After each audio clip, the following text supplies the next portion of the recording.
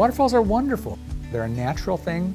They're really useful for aerating the water because as the water cascades over the top of the waterfall, it mixes with the air and picks up oxygen. That's really good for feeding fish and other aquatic life. But it's also part of the natural process of landscape evolution. Erosion is a natural thing. To understand why there are so many waterfalls in the UP, we really have to understand three things. The first is that the state of Michigan was formed by glaciers. And the second is, as those glaciers moved across the northern part of the state, they eroded and picked up sediment and brought it down to the Lower Peninsula and dumped it here.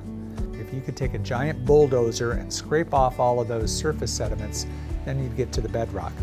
The difference between the Lower Peninsula and the Upper Peninsula is in the Lower Peninsula, we're living on hundreds of feet of sand and gravel that the glaciers left behind.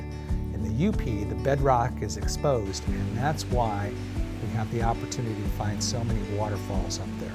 The third thing that you need to understand is that the geology, the rock types that are exposed in the Upper Peninsula are of the type that are conducive to making waterfalls, because in the eastern part at least, most of those rocks are sedimentary, which means they're relatively soft and they can be eroded away and form those little cliffs and ledges that make the waterfalls so attractive to us.